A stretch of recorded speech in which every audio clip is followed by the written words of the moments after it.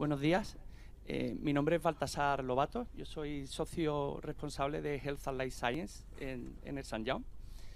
El SANIDAD cuenta con una práctica de salud con más de 15.000 profesionales a nivel global.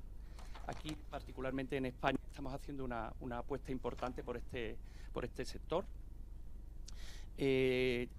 Nuestro objetivo es trabajar combinando las 4 líneas de servicio que tenemos en la compañía: consultoría, auditoría, servicios legales y transacciones, para apoyar a nuestros clientes en el proceso de transformación digital, fundamentalmente, que se nos viene ahora encima, ¿no? Quería agradecer a Unidad Editorial la oportunidad que nos da de colaborar en la organización en el evento, darle la bienvenida al comisario, la bienvenida a las autoridades, a Jon Darpón, que es un buen amigo y consejero de salud en el País Vasco, a los patrocinadores, a los clientes, socios y amigos, y espero que sea de provecho el foro de debate. Gracias, Baltasar. El comisario le emplazaría ya a situarse ya en este mini escenario. La verdad es que es fantástico.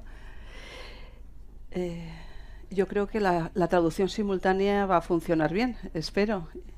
Yo oigo bien, ¿me oyen ustedes también? ¿Sí? Ok, thank you. Bueno, buenos días. Bienvenidos a todos a este encuentro con el señor Vytenis Andriukaitis, espero decir bien el nombre, el comisario europeo de Salud y Seguridad Alimentaria.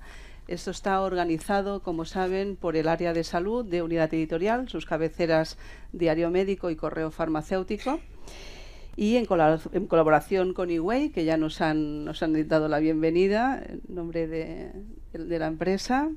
La verdad es que es un edificio fantástico. Yo creo que va a ser un acto corto, pero vamos a estar muy a gusto. También contamos con la presencia del consejero vasco, Jon Darpón, que también ha venido desde País Vasco hoy mismo para acompañarnos. Le agradecemos mucho, igual que agradecemos a todos su asistencia. El acto, como les he dicho, va a ser corto y va a ser muy sencillo. Primero hablará el señor Andriukaitis y luego abriremos un turno de preguntas, porque yo creo que es lo que tiene más sentido, ¿no? O sea, trasladarle todo aquello que nos preocupa más en estos momentos, porque hay muchos temas de actualidad que evidentemente interviene la Comisión Europea. Hay, como saben, traducción simultánea para los que lo necesitamos. Luego también se ha habilitado una app para esto. Se está emitiendo también en streaming, y luego, para los más tuiteros, que por aquí hay varios, hay un hashtag que es SANIDAD FUTURA. Este encuentro, como también les hemos informado, queremos que sea el primero de una larga serie. Con lo cual, también ustedes, viendo un poco cómo se desarrolla, seguramente nos van a dar ideas para atraer invitados, y nos van también seguro a echar una mano colaborando con la organización. Y vamos a intentar que todas las personalidades, como el señor Andriukaitis, que nos acompañen, sean personas muy relevantes, que nos puedan aportar cosas o respuestas a problemas, retos que tenemos todo el sector en estos momentos. Y nos implicamos como unidad editorial, estamos a su servicio, y por supuesto nuestras cabeceras de salud. Sin más preámbulo, voy a hablarles de nuestro invitado. Vytenis Andriukaitis, la verdad es que yo lo desconocía. Es una personalidad muy curiosa. Es historiador, es médico, es cirujano, ha ejercido esta profesión, y además tiene una historia vital, una historia familiar, personal también muy curiosa. Unas breves pinceladas: su familia fue deportada a Siberia por la dictadura soviética. Él nació en el Gulag. Luego también tiene un currículum que también, si pueden entrar en internet, es increíble. Él, solamente por coger algunos así como más destacado, él ha sido diputado del Parlamento lituano en 6 ocasiones, ha sido ministro, firmó el Acta de Independencia y también fue coautor de la Constitución de Lituania. O sea, un currículum vital increíble. Y bueno, y como comisario también de Sanidad y de Seguridad Alimentaria, pues también ha hecho una gran labor. También muy por encima, les voy a decir que él ha logrado las redes europeas de referencia, las RER, que ponen en común el conocimiento sobre el tratamiento de enfermedades raras. Se ha mostrado también como firme defensor de la protección de la salud como principio básico de cualquier política, la transversalidad, tener siempre en cuenta la salud de los ciudadanos. En vacunas también ha trabajado mucho, no solamente en recomendaciones, que sería lo más propio de la institución que él representa en estos momentos, sino también a favor de una acción común europea, porque las enfermedades infecciosas no conocen de fronteras. Luego también se ha significado especialmente en materia de compra conjunta de productos sanitarios y ha desarrollado, por supuesto, como no podía ser de otra manera en estos momentos, una labor también destacada en e-health. Bueno, les recuerdo que esta conferencia es también un detalle a tener en cuenta. Perdón. Un detalle a tener en cuenta es que esta conferencia se celebra a 3 meses de las elecciones europeas, que en España están previstas para el domingo 26 de mayo. Así que nada, señor Andriukaitis, no me extiendo más.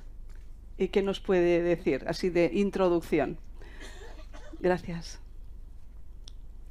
Thank you very much indeed for your kind words. Good morning, everybody, ladies and gentlemen, of course, friends. I know that I see a lot of my colleagues around, and I have a good opportunity to exchange our views a little bit about Basque's oncological action plan related to 2020-2025. Okay, it is very important. Okay, I am very happy to be here today with you.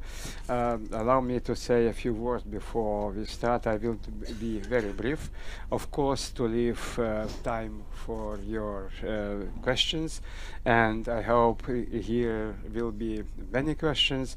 Let me start from very important point of view, from health technology assessment proposal, directly going into area where we know very well that now we have a lot of debates about. Since its adoption by the Commission in January 2018, there have been many useful discussions in the different institutions and among key stakeholders speaking about health technology assessment. In fact, the European Parliament just adopted a proposal late last week without any further amendments. It's okay, bringing to a close its first reading. The proposal is now under technical discussions in the European Council under the Romanian presidency, and I'm optimistic that we can find solutions that are agreeable to all member states, and patients are at the heart of this proposal. So I am happy to see it moving forward in the legislative procedure and closer to fruition.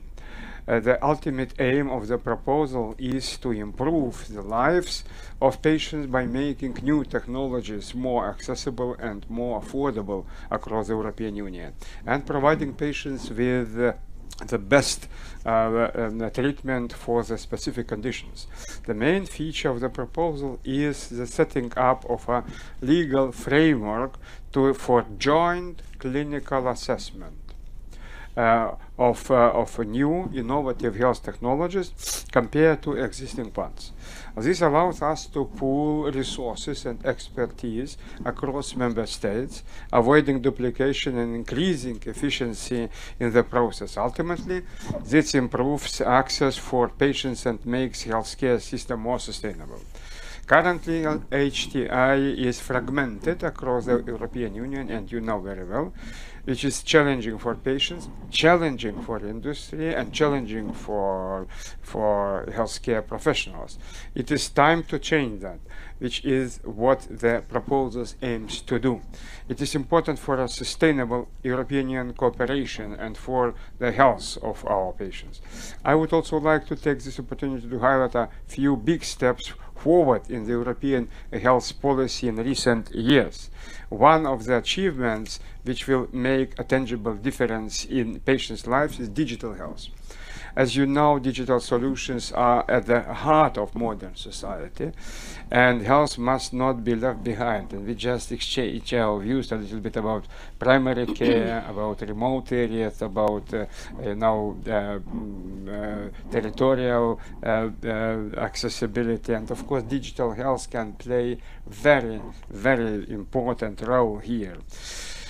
In January of this year, Estonia and Finland became the first two European Union countries to start exchanging electronic prescriptions. The next step in this process will be the cross-border sharing of patient summaries with basic medical information and ultimately full patients' health records, including laboratory results and imaging. To this end, the Commission adopted earlier this month a recommendation on a European electronic health record exchange format to make digital health records interoperable across borders. I am sure that I don't need to convince you of the benefits of this for patients. Let me paint a picture.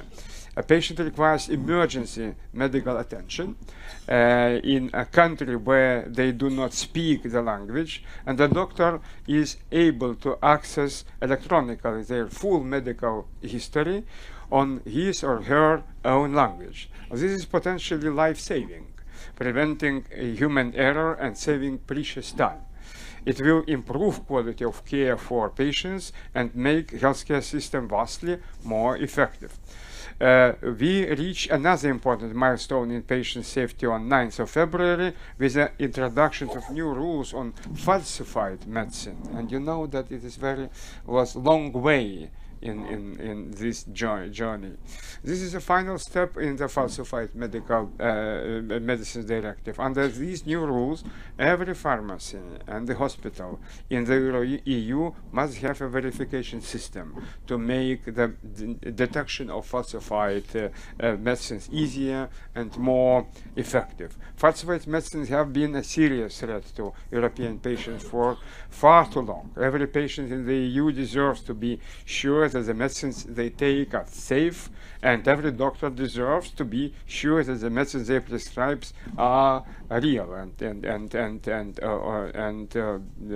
also safe. We owe this to citizens. While there is still some fine-tuning of the system to do, I am convinced that we are providing a much-needed safety net for our citizens. Finally, let me touch on an area which is extremely important to me. It's vaccination. This is one of the cheapest and most effective public health tools at our disposal. I know that I do not need to go into detail on the success of vaccination to you. You know very well, eradication of smallpox, the fact that Europe is now polio-free. We save more than 40,000 deaths per year prevented thanks to flu vaccination.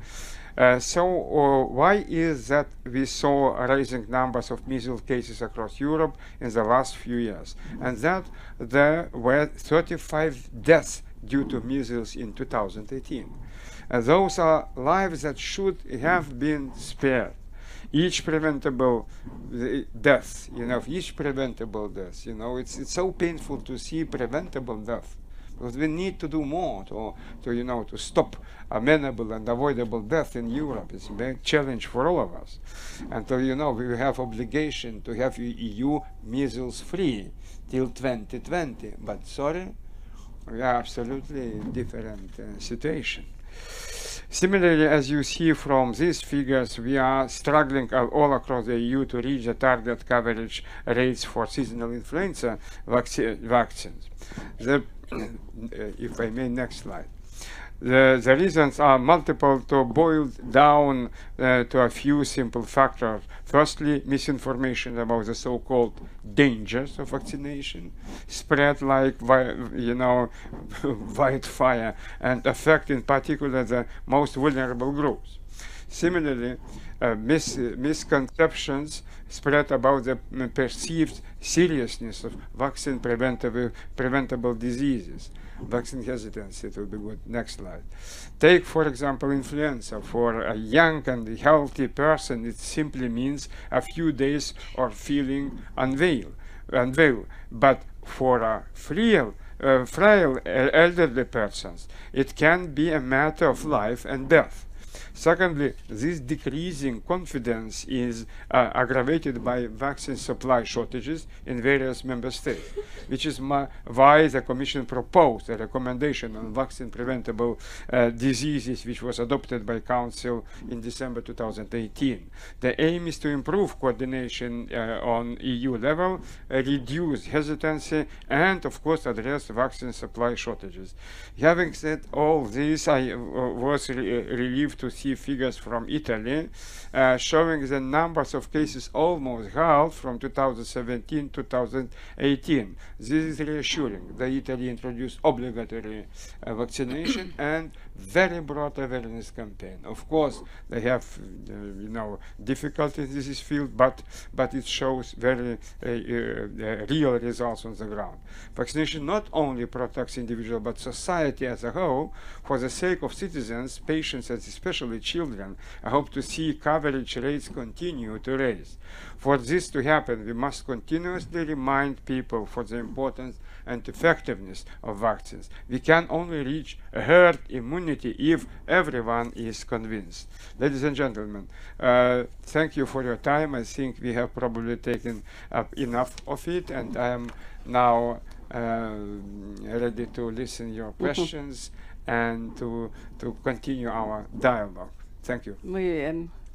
Señor Andriukaitis, muchísimas gracias por sus palabras introductorias. Si no les importa, voy a hacer yo la primera pregunta, así también les doy un poquito de tiempo para ir pensando y vamos a intentar ser muy ágiles. Señor Andriukaitis, Big Data, hay una gran oportunidad para... ¿Sí?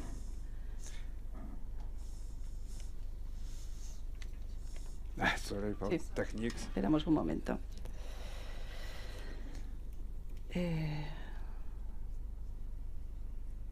Okay, let's use another one. Device is always a challenging issue. Okay. Big Data. Tenemos una gran oportunidad ahora, si esto se hace bien, tanto para un desarrollo, ¿no? ¿Sí? ¿Me escucha bien? Sí.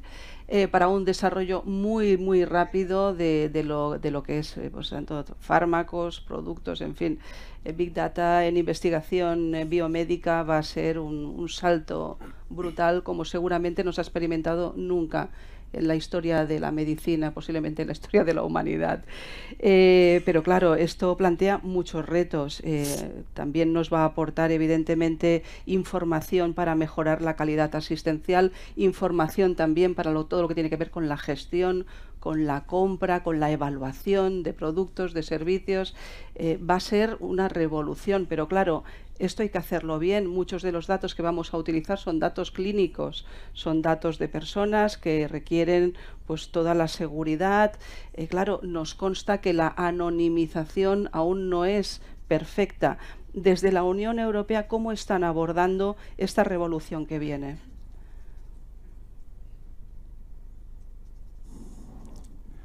Okay, first of all, let me start from the very important point.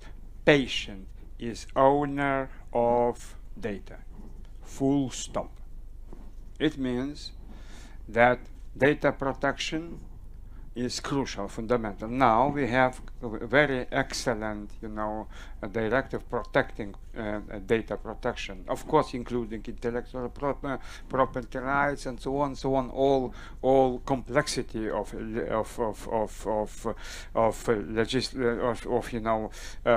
legal aspects of problem. Second is possibilities to have patient consent about use of data. Without patient consent, it is not possible to move. Third issue is when we are using big data, we know very well big data needs big actors. Big actors. Big data needs big consortiums. Big data needs big clouds. Big data needs artificial intelligence. Big data needs ecosystem and infrastructures. Big data needs standardization. Big data needs real criteria about quality of data. Big data needs semantic issues. Can you imagine how many problems are around us speaking about those issues? And of course, you know, now we just are going into several areas together. First of all, possibilities to guarantee interconnectivity between healthcare and care systems and facilities. We proposed just communication in e-health, and we invested a lot building infrastructure which can guarantee communication and interoperability between 27, unfortunately 27 from March, okay, now 28 member states, you know, knowing that they should do their homework, addressing all issues related to possibilities to have interconnection, perfect interconnection. Now, you know, we proposed, you know, to have network of European reference network system, which can just united 313 hospitals around EU and 900 more units which are dedicated to some pathologies. And now we have interconnectivity. In one hand, we propose to have patients management system because it is virtual, and possibilities to join forces and ask those reference centers to build registries. Those registries can help us to collect data and can, you know, move forward, and they're encouraging member states to overcome silo mentality and overcome, you know, different obstacles, because exchange of data is very, you know, complex, as I mentioned. Of course, also we encourage 18 countries to sign, so 1 million genome agreement. Now we are on the way once again. It means that we are going from different ways to stimulate possibilities to build infrastructure, to build networks, to also to see where we can be much quicker in area of rare diseases, building registries, guaranteeing exchange of data, and of course from scientific point of view, from research point of view, encouraging you know, countries to build ecosystem around 1 million genomes. And I think you know, we are on a way to move forward, but I am not so you know, optimistic, because I see a lot of silo mentality at member states levels, and not only at member states level, but at hospitals levels, at universities levels, to exchange data. You know, is some are keeping data closer and they are not so keen to cooperate. And here I ask facilitators, who will be facilitators? Scientists, industry, and those who can develop new types of treatments, startups and so on, because they must be more flexible to, you know, to facilitate process and progress around EU, overcoming such a routine thinking that the healthcare is national competence. You know, when we are speaking about national competence, immediately, no, full stop, EU is going too much into intervention of, in area of healthcare and cure and medical services. No, we are not going too much. Because can you imagine when speaking about treatment of people with rare diseases?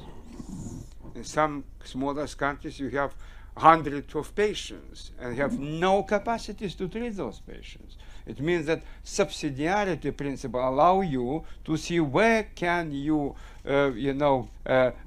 see possibility to guarantee access to treatment if you have no chance to provide treatment in your country. It means you should cooperate, you should move forward. And rare diseases and network of European rare diseases I see as backbone which can help us facilitate, move forward, and encourage us to build infrastructure around, ecosystem around, colliders around, knowing that it can help us really to join our centers with artificial intelligence, our information clouds, our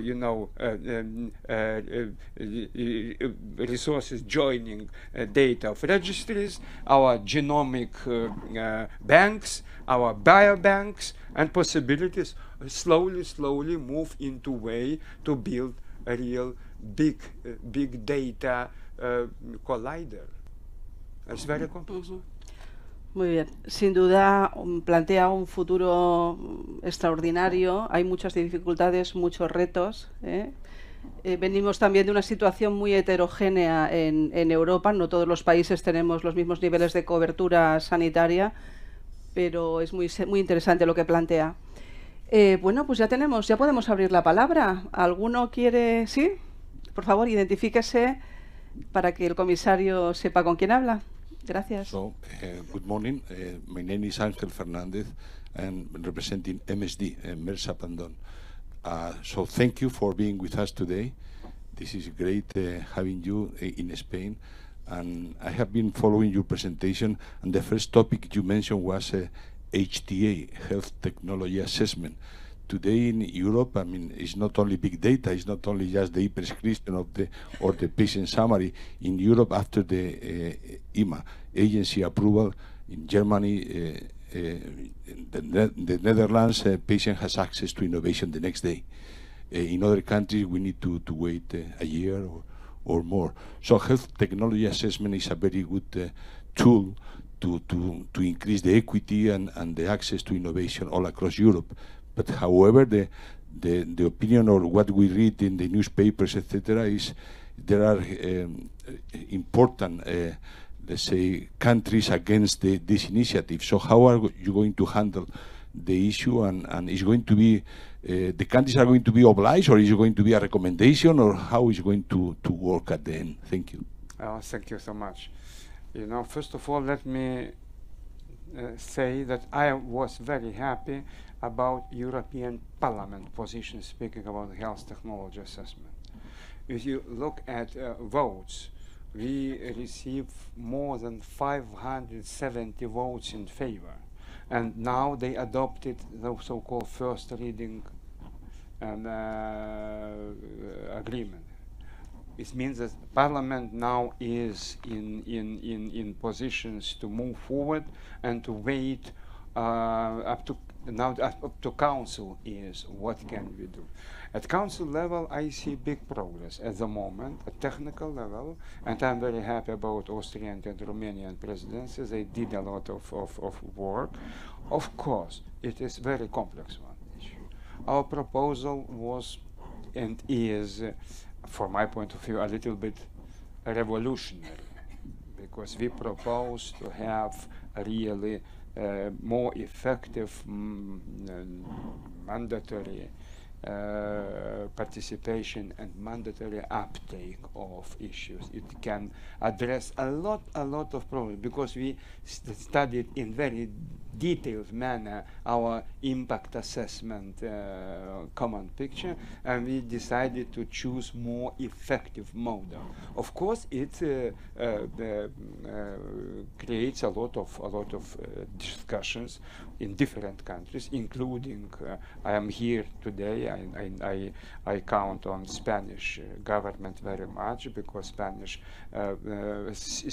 Spain was very active in health technology, and Spain play crucial role, and we will see how can we go into details and to see which flexibilities or some proposals from member states will be built in the next few months. And I count on possibilities now to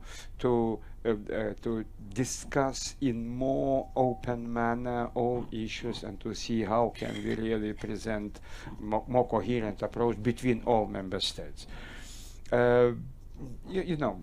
Some are raising questions about role of European Commission. Okay, we will see and we will manage. Some are raising questions about health technology assessment quality and capacities. Okay, we will see what can we do, because quality and safety is number one, no doubts. No one is against. Some are raising questions about, period of implementation, longest period, adoptions of national. Spain has a very, comprehensive national system on few levels, and we have regional assessing bodies, and of course we should keep in mind all specificities, and I am optimistic about future. And finally, what is important, as you mentioned, it's important to understand that it is not about countries, and it is not about subsidiarity. It's about patients' access to innovative treatment. As you just mentioned, in one country, after authorization, medicine or device or technology is immediately placed on the market. In another, you can wait 9 years. 9 years. We know very well situation. And of course, it creates a lot of challenges, and we have a lot of painful stories about that. And we have a lot of protest from different countries about the situation. Of course, also we know very well that we need to develop country capacities but which capacities have smallest countries? No, they rely on cooperation. And finally, it is about universal clinical assessment, which not depends on national characteristics. I was cardiosurgeon. I know we did a lot using Soviet devices, Soviet type device, and then we started to use Siemens devices. It was completely different issue from technical point of view, but doesn't matter, but we operate the same people. And I think we need to now also draw attention. The main question is patients' access, safety, and possibilities to provide innovative treatment in more effective, and of course also to describe what does it mean innovation, because it's up to therapeutic added value. That is the question. I think that we need to be, I am optimistic. We should address more or less different questions, and now we continue our dialogues with some countries which have proposed a lot of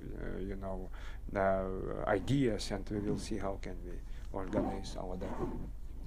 ¿Alguna pregunta más? ¿Sí? ¿Quieres cualquiera de vosotros? ¿Sí?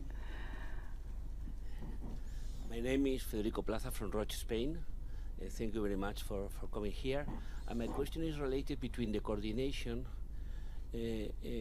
related to the coordination between the EMA and the authorities of pricing and reimbursement, not of Spain, of the member states, because we see that there is a relevant evolution about the way of doing the things in the EMA. For example, the Adapt Smart strategy based on looking for specific designation for products that needs an accelerated development, or the prime or pre-med qualification, or the adaptive pathways, or new design for clinical trials, considering that now we can access to data that were impossible in the past, for example, genomic data for patients that can change the design of clinical trials, the size of the people that are involved in clinical trials.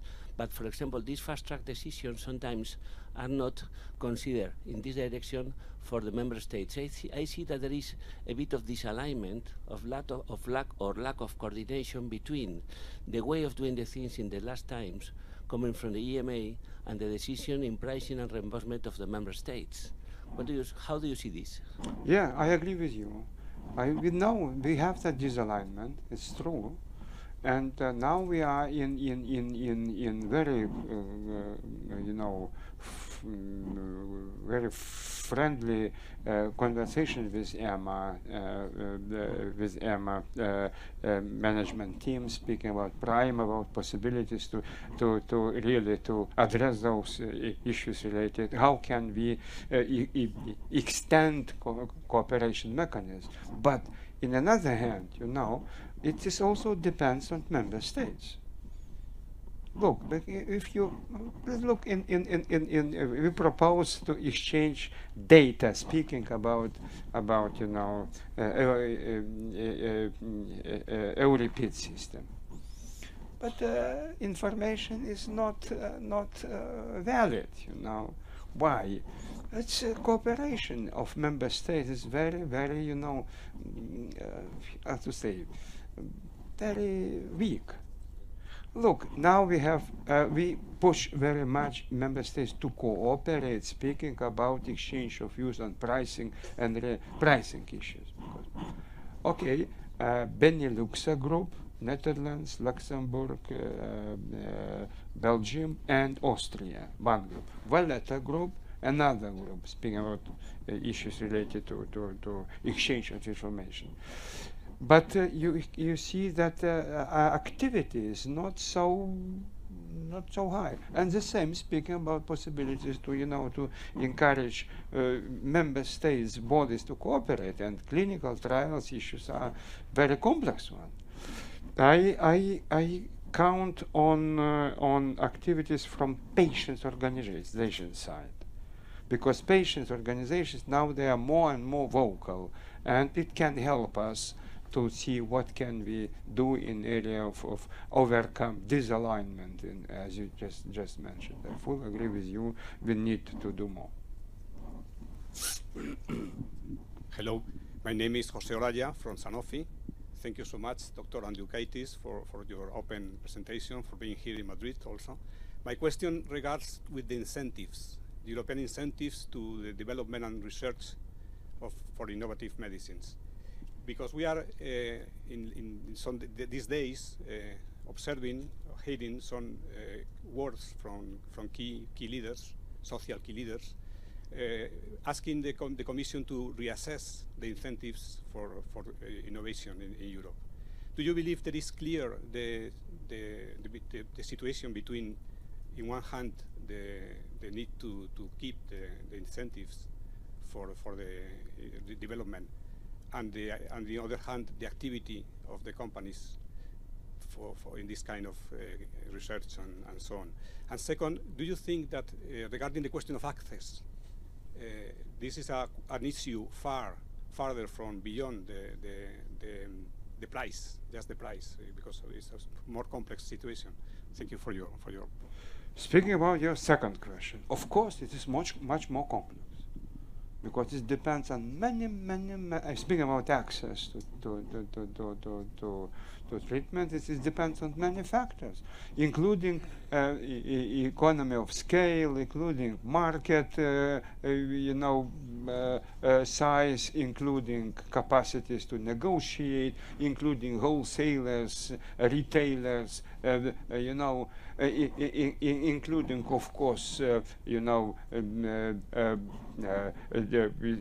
systems of reimbursement and balance between generics and innovative medicines. I spent a lot of time discussing how can we, address all capacities, and I see here only one way to train member states authorities, to equip them with more and more information about analyzing in more details specificities of different markets and seeing, okay, here we see those factors, here we see those, what can we do, how can really we build a system of negotiations between industry, between the wholesalers or retailers, and between countries, and also including patients' organizations.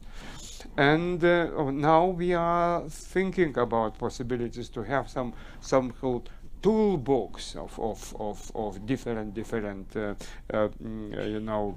instruments. Speaking about first question of incentives, now we are on the way to present to Council and to Parliament overview of all existing incentive mechanisms, speaking about orphan drugs, about pediatric treatment, and of course also about the patent covered issues. But as you know, in one hand, we also have innovative medicine initiative financial instruments, which covers not all areas, of course. Speaking about incentives, you should look at very broad picture in different, not only in cancer treatment or in synthesis of new antibiotics and so on, but generally in more details, speaking about rare diseases. And of course, that in another hand, we need to guarantee transparency in mechanisms of incentives. And also, we need to involve the academia, universities, university hospitals, and different actors who are involved in production of innovations. And I count on such a report. Such a report will be finalized maybe at the end of this year. And then we will present overview of different incentive models, and then we will debate those issues with all actors involved, because we need to once again to build consensus about different models of incentives. But without comprehensive data, now it's a little bit difficult to say which steps should be proposed in our in area of incentives. But we are doing our homework now very intensive. Hay una voz allí a la izquierda.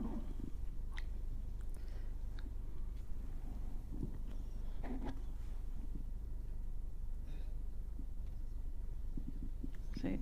Y luego va usted. Good morning. Thank you for stay here today.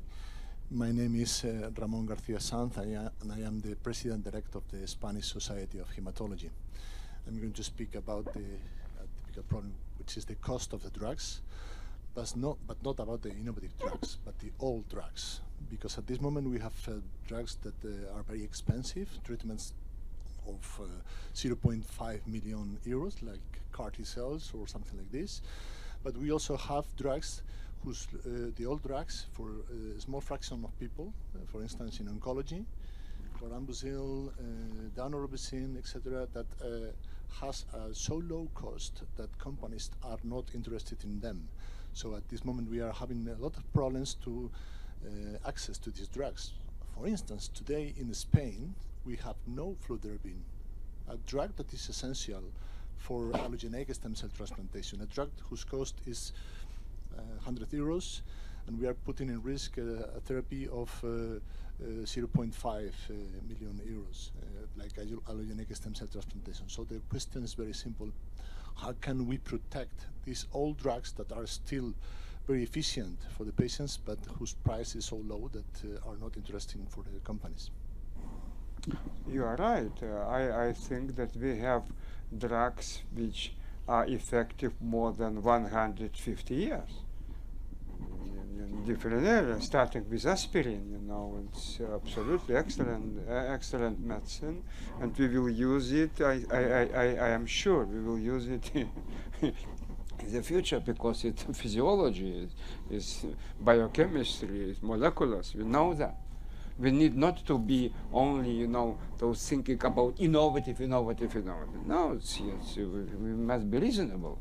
We have a lot of areas where we can have very effective treatment, which was effective and is effective, and no doubt it's and of course, but you know, question is very difficult one from my point of view. Why? Because we need to understand now altogether. In one hand, costs of treatment are going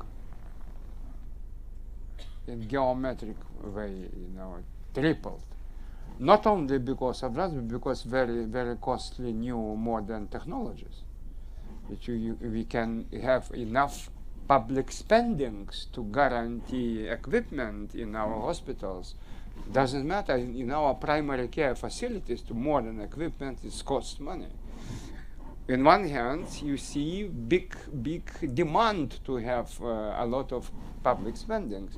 In another hand, you see that aging population and number of chronic diseases is growing. And of course, now just we're speaking about long-term strategy. What can we do with paradigm shift, knowing that a lot of risk factors, a lot of challenges, which creates problems with human health, we are not keen to address those issues. Preventative measures, they are very weak. We are financing preventative medicine only between 1 or 3% of our spendings. It's we have no chance to move in such direction in long term, in 20 years period. Of course, now you just mentioned the question today. Now, what is with Spanish? 500,000 people need to treat. And of course, in this case, I know that first of all, we need to discuss about economy of scale, about possibilities, encourage countries to cooperate, pooling their resources, and guaranteeing access to old treatment, and of course discussing with industry which is not so keen to produce enough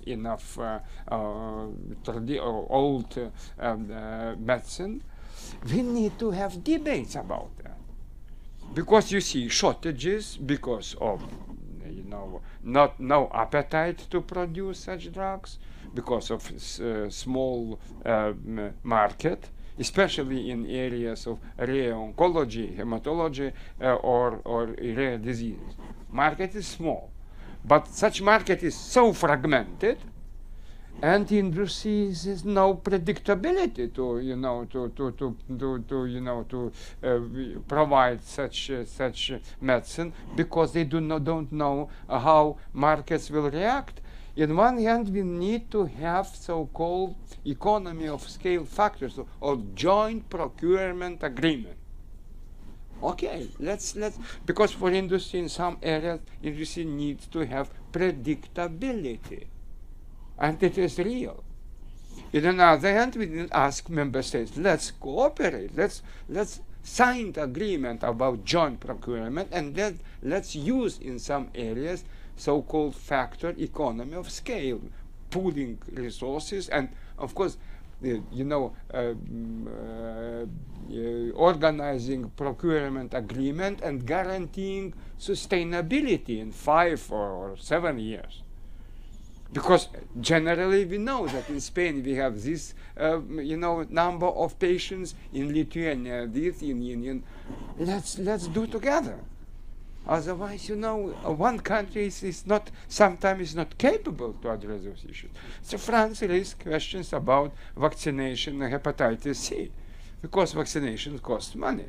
And they say France is a very rich country, but they have not enough money to compensation treatment. Once again, my answer is, okay, look, let's organize debates about joint procurement, about economy of scale, about predictability, about discussions with industry, also how can we really address some shortages which are because of very fragmented market in countries, and you know, producers have difficulties really.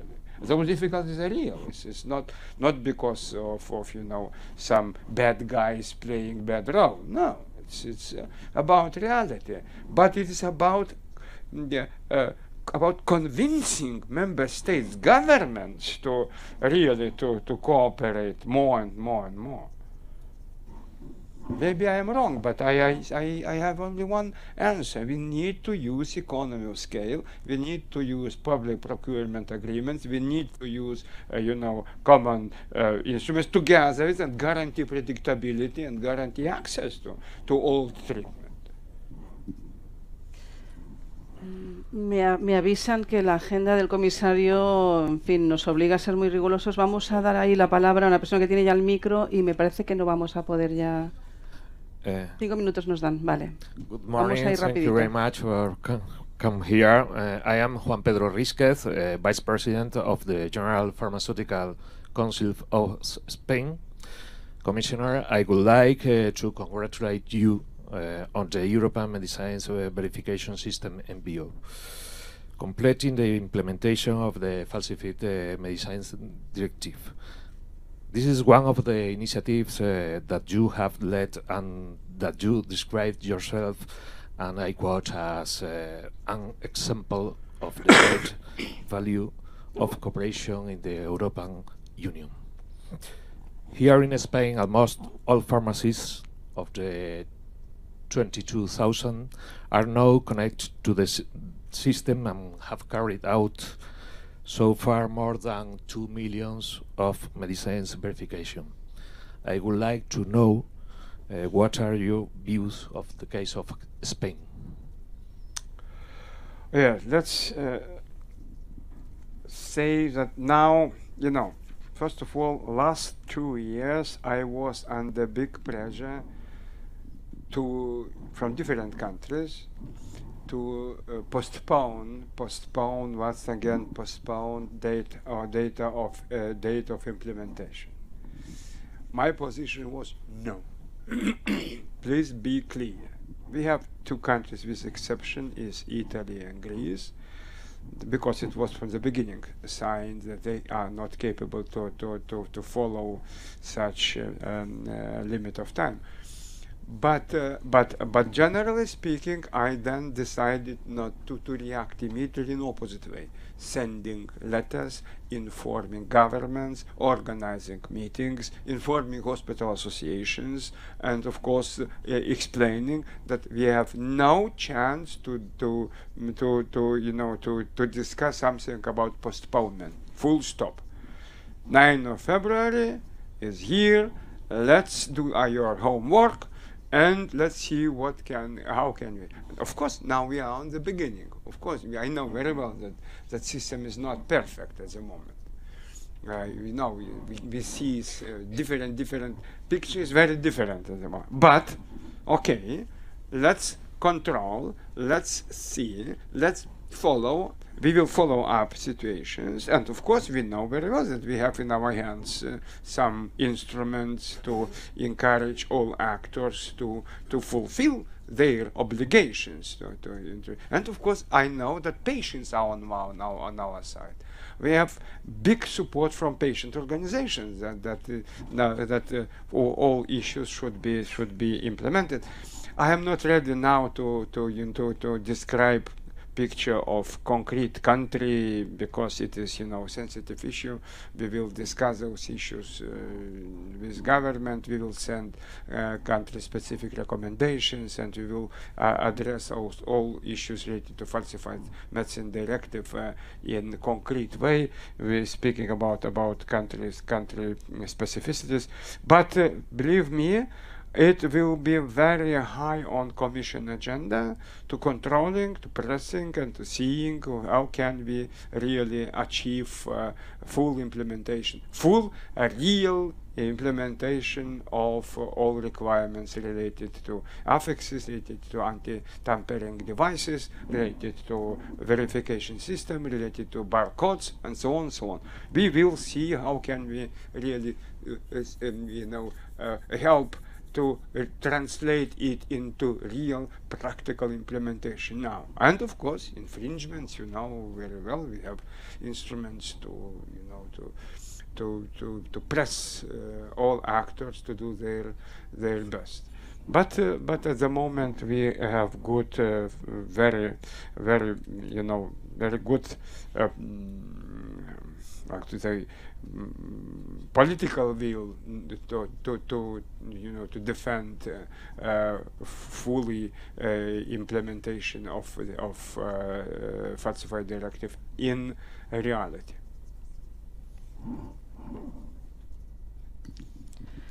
Ya la última palabra y vamos ya acabando, por desgracia.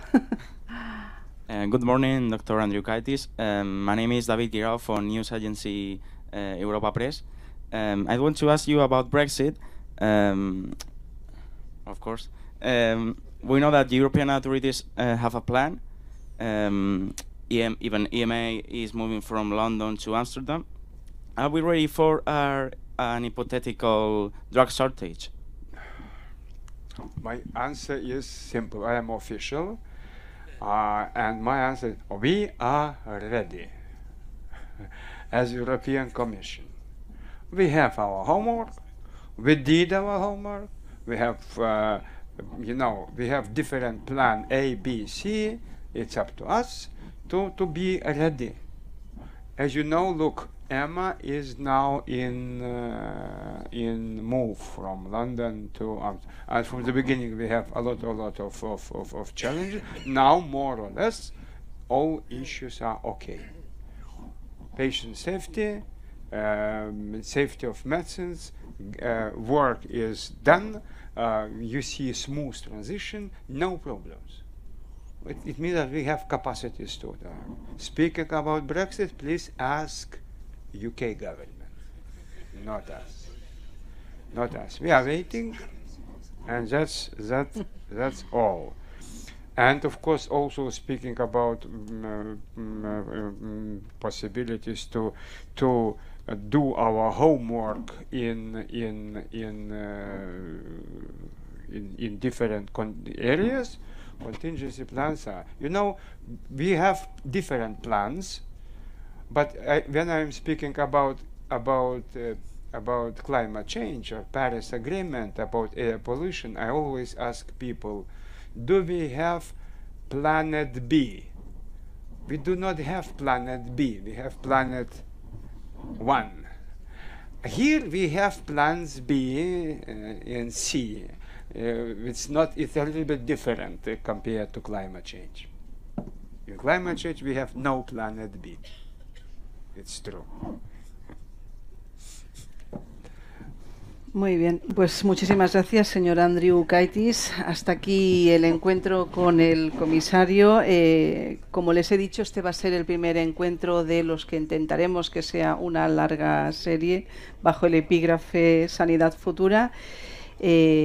Del área de salud, de unidad editorial, sus cabeceras Diario Médico y Correo Farmacéutico. Vuelvo a agradecer, aparte de la presencia del comisario y su equipo, también sobre todo a eWay que nos haya acogido en este magnífico edificio, y también quiero citar a otras empresas que han colaborado con nosotros para este acto de hoy, que son Cofares, MSD, Pfizer y Janssen. Muchísimas gracias a todos, no les entretenemos más y hasta pronto. Thank you.